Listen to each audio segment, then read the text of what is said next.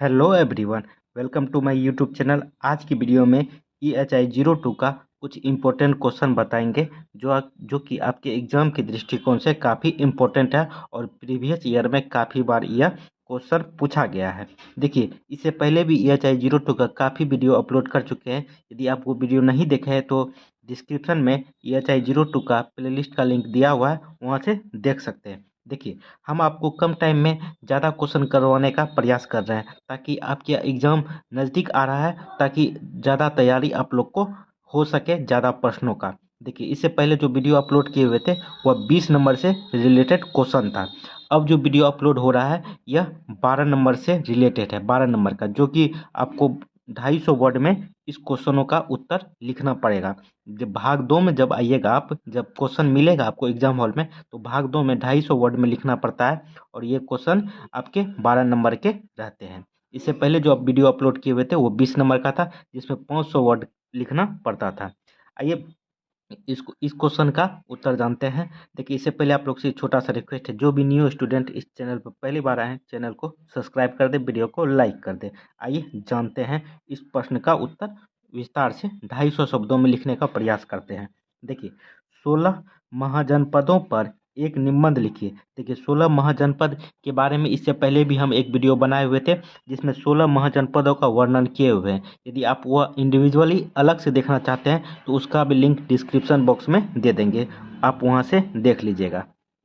आज हम एक निबंध के रूप में 16 महाजनपदों के बारे में बताएंगे। देखिए, इसका उत्तर जानते हैं। प्राचीन भारत की राजनीतिक स्थिति की जानकारी के लिए हमें पूर्णतः धार्मिक ग्रंथों पर और विशेषतः बौद्ध ग्रंथों पर निर्भर रहना पड़ता है। देखिए, प्राचीन 16 महाजनपदों की जो जानकारी हमें है वह बौद्ध ग्रंथ का एक पुस्तक है, अंगुत्तर निकाय, वहाँ से हमें 16 महाजनपदों की जानकारी मिलती है। ठीक, आइए आगे देखते हैं। ये ग्रंथ यद्यपि मूलतः धार्मिक है, ये जो ग्रंथ है ये मूलतः धार्मिक है, किंतु इनका तत्कालीन राजनीतिक स्थिति पर भी प्रभाव पड़ता है। इन ग्रंथों के अध्ययन से यह पता चलता है कि यह काल राजनीतिक दृष्टि से विकेंद्रीकरण का काल था और संपूर्ण देश छोटे-छोटे राज्यों में बटा हुआ था। उन दिनों कई सार्वभौम साम्राज्य न था। धीरे-धीरे साम्राज्यवादी प्रवृत्ति का विकास हुआ और शक्तिशाली राज्यों ने अपने पड़ोसी राज्यों को हथिया के अपने में मिला लिया। देखिए, यहाँ पे विकेंद्रीकरण का मतलब हुआ कि उस टाइम जो था तो वह छोटे-छोटे जन में बटा हुआ था, ढेर सारा जनपद। तो ढेर सारा जन को मिला के ही एक महाजनपद का मतलब बनाया गया, फॉर्मेशन किया गया। तो होता क्या था, जो जन ज़्यादा शक्तिशाली होते थे दूसरे पे आक्रमण करके उसको अपने में मिला लेते थे। तो उसी से ढेर सारा जन को मिला लेने के बाद वह महाजनपद का रूप ले लेता था। कहने का यही मतलब हुआ। देखिए आगे, राज्यों ने अपने पड़ोसी राज्यों को हथिया के अपने में मिला लिया। उस समय भारत के राज्यों का स्वरूप गणतांत्रिक था, यद्यपि यहाँ शक्तिशाली राजतंत्र भी स्थापित थे। देखिए, अंगुत्तर निकाय नामक एक बौद्ध ग्रंथ जो पाली भाषा में है, में 16 महाजनपदों का उल्लेख मिलता है। जो कि हम बताएं, अंगुत्तर निकाय जो बौद्ध ग्रंथ का एक पुस्तक है जिसमें 16 महाजनपदों का उल्लेख मिलता है। देखिए, ये महाजनपद थे। कौन 16 महाजनपद देख लीजिए। अंग, मगध, काशी, वज्जी, कोसल, मल्ल, चेदी, वत्स, कुरु, पंचाल, मत्स्य, सुरसेन, अस्क, कंबोज, अवंती तथा गंधार। ये भागवती सूत्र नामक जैन ग्रंथ में भी 16 महाजनपदों के नाम उल्लेख है। देखिए, थोड़ा सा ऊपर कर लेते हैं। देखिए, परंतु देखिए, ये जो है जैन ग्रंथ का भी एक पुस्तक है जो भागवती सूत्र है, इसमें भी 16 महाजनपदों का उल्लेख मिलता है। परंतु यह सूची कुछ भिन्न है। जैन ग्रंथ की सूची विश्वसनीय नहीं है। जैन ग्रंथ जो भगवती सूत्र है यह विश्वसनीय नहीं है। विश्वसनीय जो है अंगुत्तर निकाय जो बौद्ध ग्रंथ का पुस्तक है वो है, जो कि पाली भाषा में लिखा गया है। क्योंकि जैन ग्रंथ ईसा पूर्व 6ठी शताब्दी से पहले नहीं लिखे गए थे। देखिए छठी शताब्दी से पहले जो है जैन ग्रंथ नहीं लिखा गया था, जिस कारण इसे विश्वसनीय नहीं माना गया है। जो कि विश्वसनीय माना गया है वह अंगुत्तर निकाय बौद्ध ग्रंथ का जो पुस्तक है वो माना गया है। देखिए आगे, यह काल महाजनपदों का काल कहलाता है। जनपद या महाजनपद कुछ ग्रामों एवं नगरों से मिलकर बनता था। देखिए जनपद या महाजनपद, ये जो है जो हम बताए हुए थे, कुछ ग्रामों एवं नगरों से मिलकर बनता था और उनकी विशिष्ट राजनीतिक व्यवस्था तथा पृथक शासन एवं प्रबंध होता था। इस प्रकार प्रारंभ में जातीय इकाई के रूप में विकसित ये जनपद धीरे धीरे राजनीतिक इकाइयों के रूप में परिवर्तित हो गए। इन सभी 16 महाजनपदों का संक्षिप्त वर्णन इस प्रकार। देखिए 16 महाजनपदों का वर्णन तो हम नहीं कर पाएंगे, मगर हाँ एक प्रमुख महाजनपद था जो कि मगध, उसका चर्चा करेंगे, क्योंकि यह क्वेश्चन जो है 250 वर्ड में ही आपको लिखना है, 250 वर्ड में ही। तो 250 वर्ड में यदि पूरा महाजनपद का यदि वर्णन करते हैं तो ये 20 नंबर में चले जाता है, वीडियो काफ़ी लंबा हो जाएगा। तो हम 250 वर्ड में लिखने का प्रयास इसलिए कर रहे हैं ताकि यह 12 नंबर का ही, ज़्यादा लिखिएगा तो टाइम आपका लैप्स हो जाएगा, आगे का प्रश्न नहीं बना पाइएगा। इसलिए मगध जो प्रमुख जनपद था, महाजनपद था, उसका उल्लेख कर देते हैं इस वीडियो में। आइए जानते हैं। देखिए मगध महाजनपद का वर्णन हम करते हैं। वर्तमान पटना तथा गया जिलों के क्षेत्र में स्थित मगध राज्य की वैभवशाली राजधानी राजगिरी अथवा गिरिवश थी। तो मगध की राजधानी जो थी राजगिरी या गिरिवरज थी। इसके उत्तर तथा पश्चिम में क्रमशः सोन तथा गंगा नदियाँ थी। पूर्व में यह छोटा नागपुर के पठार तक फैला हुआ था। छोटा नागपुर का पठार किधर है? इधर झारखंड साइड जो है ये छोटा नागपुर का पठार है।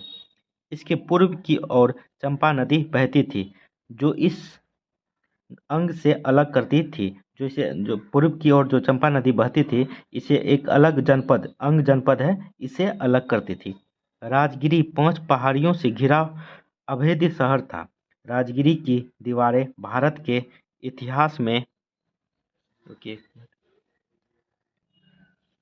देखिए इतिहास में किलेबंदी का प्राचीनतम उदाहरण है।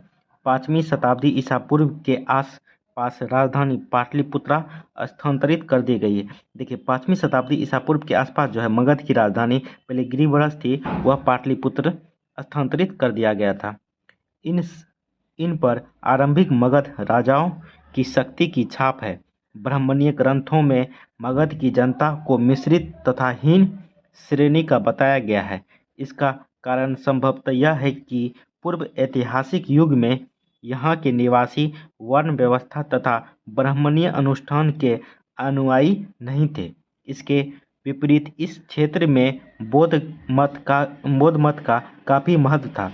बुद्ध को ज्ञान की प्राप्ति इसी क्षेत्र में हुई थी। कहाँ हुई थी? यह बोध गया में हुआ था, जो कि मगध का ही क्षेत्र था। राजगिरी बुद्ध के प्रिय पराव स्थलों में से एक था। राजगिरी जो है यह बौद्ध ग्रंथ में जो है प्रिय पराव में एक महत्वपूर्ण स्थल माना जाता था। देखिए थोड़ा सा ऊपर कर लेते हैं। देखिए मगध के राजा बिंबिसार तथा अजातशत्रु उनके मित्र तथा शिष्य थे। तराई चावल की खेती के लिए उपयुक्त उपजाऊ खेतिहार जमीन, दक्षिणी बिहार में कच्चे लोहे के भंडार पर नियंत्रण तथा अपेक्षाकृत खुली सामाजिक व्यवस्था की पृष्ठभूमि में मगध उत्तरकालीन इतिहास में सबसे महत्वपूर्ण राज्य के रूप में प्रकट होता है। गंगा, गंडक तथा सोन नदी के व्यापार मार्गों पर इसके नियंत्रण के कारण इसे काफ़ी राजस्व प्राप्त हो जाता था। देखिए गंगा नदी से जो माल ढुलाई होता था नाव से, तो नाव पे एक कर लगता था, उस कर से काफ़ी सारा राजस्व प्राप्त होता था मगध साम्राज्य को। जैसे ही राजस्व ज़्यादा प्राप्त होने पर कोई भी राज्य शक्तिशाली बन सकता है, अपने सेना को मजबूत कर सकता है, नए हथियार मंगा सकता है, नए हथियार का सृजन कर सकता है, ये सब हो सकता है।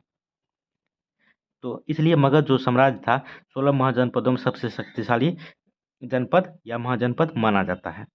देखिए अथर्ववेद में इस राज्य का वर्णन मिलता है कि राजा बृहदत्त के समय में यह प्रसिद्ध हुआ। महाभारत काल में जरासंध शायद बृहदत्त का ही पुत्र था। पुराणों में जरासंध के पुत्र सहदेव से लेकर रिपुदमन तक के नामों का उल्लेख है। वृहदत्त के वंशजों को शिशुनाग ने इसी से 6वीं शताब्दी पूर्व हटाकर शिशुनाग वंश की स्थापना की, जिसका सबसे प्रसिद्ध राजा बिंबिसार था। मगध राज्य का वैभव काल नंद वंश, मौर्य वंश, गुप्त वंश तथा वर्धन वंश था। मगध वज्जी तथा वैशाली पर अपना नियंत्रण कर विस्तार करता गया, जिससे उसकी संपन्नता में, आगे देखते हैं, देखिए, संपन्नता में वृद्धि होती रही। परिणामतः वह 4वीं शताब्दी ईसा पूर्व में मौर्य साम्राज्य के रूप में उभरकर सामने आया। तो मगध के बारे में, क्योंकि यह क्वेश्चन जो है 250 वर्ड में ही लिखना होता है, तो 250 वर्ड में लिखने के लिए आपको एक महाजनपद का वर्णन आपको कर लेना है विस्तार से, ताकि आपको 250 वर्ड मिल सके। आइए एक क्वेश्चन और देखते हैं, जो कि ये भी काफ़ी इम्पोर्टेंट है आपके एग्जाम के लिए। देखिए, ये क्वेश्चन ये भी आपको 12 नंबर का ही पूछा जा सकता है और कई बार आपके एग्जाम में आया हुआ है। देखिए, भारतीय महापाषाण संस्कृति की विवेचना कीजिए। भारतीय महापाषाण की संस्कृति जो है किस तरह से विस्तार हुआ, वहाँ के लोग किस तरह के थे, किस तरह के शिकार करते थे, कौन सा हथियार उपयोग करते थे, ये सब जो है चीज़ इस प्रश्न में आपको विश्लेषण करना होगा। तो आइए इसको विस्तार से जानते हैं। ये भी आपके एग्जाम में 12 नंबर के आ सकते हैं और कई बार आपके एग्जाम में पूछा गया। 12 नंबर में आने का मतलब है 250 वर्ड में आपको यह इसका उत्तर लिखना पड़ेगा। तो आइए इसको जानते हैं। देखिए, मध्यपाषाण युग की शुरुआत 8000 ईसा पूर्व के आसपास हुई। तो मध्यपाषाण युग की जो शुरुआत है 8000 ईसा पूर्व के आसपास हो चुकी थी। यह पुरापाषाण और नवपाषाण युग के बीच का काल है। पृथ्वी का तापक्रम बढ़ा और मौसम गर्म एवं सूखा होने लगा। इसका प्रभाव मनुष्य के जीवन पर पड़ा। पशु पक्षी तथा पेड़ पौधों की किस्मों या प्रजातियों में भी परिवर्तन आया। औजार बनाने की तकनीक में परिवर्तन हुआ और छोटे पत्थरों का उपयोग किया जाने लगा। मनुष्य मूलतः शिकारी संग्रहकर्ता ही रहा, पर शिकारी करने की तकनीक में परिवर्तन आ गया। अब वह न केवल बड़े बल्कि छोटे जानवरों का भी शिकार करने लगा, मछलियां पकड़ने लगा और पक्षियों का भी शिकार करने लगा। यह भौतिकी और पारिस्थितिकी परिवर्तन पत्थर पर हुई चित्रकारी से भी प्रतिबिंबित होती है। तो यह जो जानकारी हमें है वह पत्थर पे जो चित्रकारी है उससे पता चलता है कि वह आगे चलकर जो है छोटे पशु पक्षियों का भी मतलब शिकार करते थे, उसको अपने भोजन के रूप में खाते थे। देखिए आगे, मध्यपाषाण युग के औजार, इस युग के औजार छोटे पत्थरों द्वारा निर्मित हुए। इनकी लंबाई से 8 सेंटीमीटर तक है। जैसे कुछ औजार है, जैसे ब्लेड हो गया, क्रोड हो गया, नुकीले, त्रिकोण, नवचंद्राकार इस युग के एक मुख्य ज्यामितीय औजार है। इनके अलावा पुरापाषाण काल के कुछ औजार जैसे तक्षना, खुरचनी और गंडसा भी इस युग में मिलते हैं। इस युग के औजारों का विवरण निम्नलिखित है।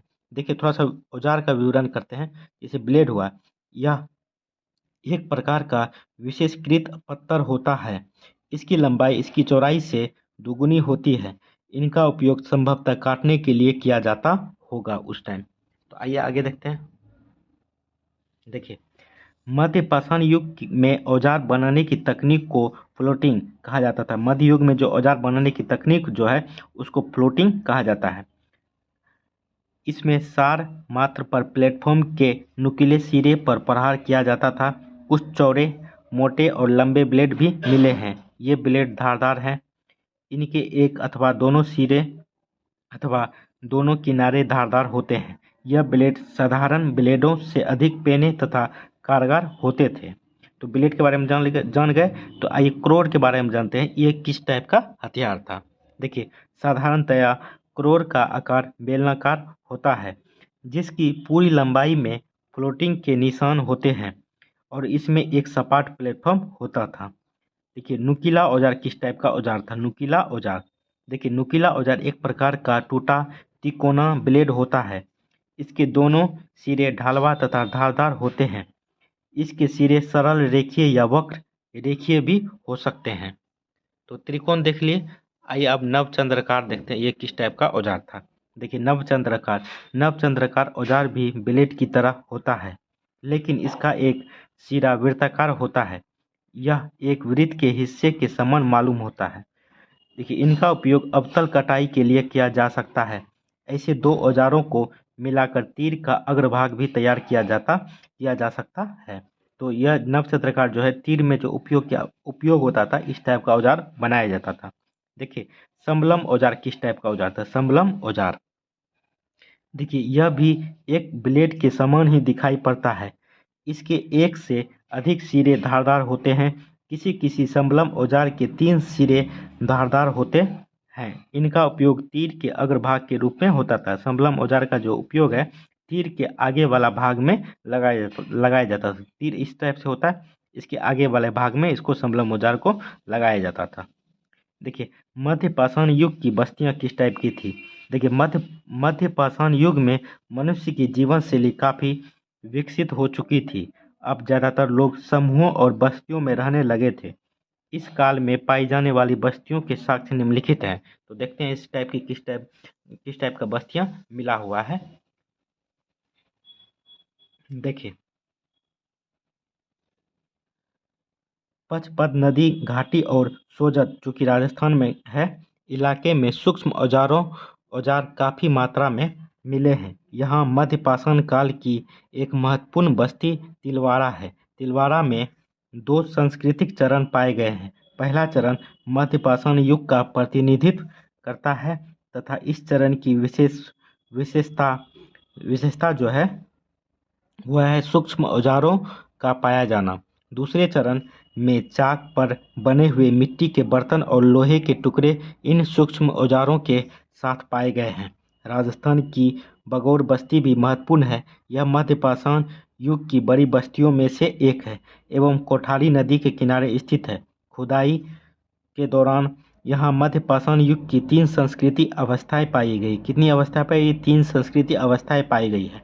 गुजरात में देखिए गुजरात में मध्य पाषाण युगीन बस्तियां ताप्ती, नर्मदा, माही और साबरमती नदियों के आसपास पाई गई है।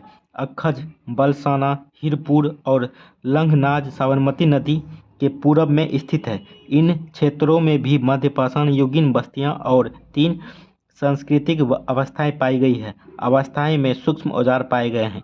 इनमें ब्लेड, त्रिकोणीय औजार, अर्धचंद्राकार औजार, खुरचनी और दक्षिणी आदि प्रमुख हैं। विंध्य और सतपुरा इलाके में मध्य पाषाण युग की अनेक बस्तियां पाई गई है। देखिए विंध्य और सतपुरा जो है ये मध्य प्रदेश की इधर है ये इलाका, ये पहाड़ियाँ। इसके युग में भी मध्य पाषाण की कई बस्तियां जो है पाई गई है।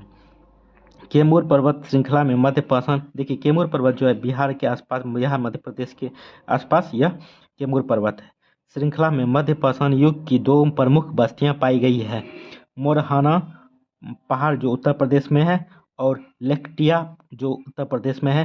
भीमबेटका जो मध्य प्रदेश में है में अनेक सूक्ष्म औजार मिले हैं। भीमबेटका के दक्षिण में आदमगढ़ जो कि है होशंगाबाद में मध्य पाषाण युग की एक प्रमुख बस्ती पाई गई है। तो ये हम 2 क्वेश्चन बताए। 2 क्वेश्चन आपको 250-250 वर्ड में लिखना पड़ता है। तो 2 क्वेश्चन बताएं और 12 दूनी 24 नंबर का ये इस वीडियो में क्वेश्चन बताएं। यदि वीडियो अच्छा लगा तो चैनल को सब्सक्राइब कर दें, वीडियो को लाइक कर दें। यदि नहीं लगा है तो आप लोग कमेंट करके आप मुझे सजेस्ट कर सकते हैं कि किस टाइप से और अच्छे से इसको डिस्क्राइब कर सकते थे। देखिए डिस्क्राइब ज़्यादा करेंगे तो वीडियो काफ़ी लंबा हो जाएगा। एग्जाम के लिए कम टाइम है तो आप एक तरह से आपको वर्ड मिल गया, आपको लिखना क्या है। तो वर्ड मिलने के बाद आप खुद ब खुद अपने से भी बना के लिख सकते हैं। चलिए आप मेरे टेलीग्राम चैनल से भी जुड़ सकते हैं। टेलीग्राम का लिंक डिस्क्रिप्शन बॉक्स में दिया हुआ है। चैनल को जरूर सब्सक्राइब कर दें। दोस्तों के साथ जो EHI02 पढ़ना चाहता है इंपॉर्टेंट क्वेश्चन उसको शेयर कर सकते हैं। चलिए कैसा लगा वीडियो कमेंट करके जरूर बताएं। चैनल को भी सब्सक्राइब कर दें। चलिए थैंक यू दोस्तों, जय हिंद।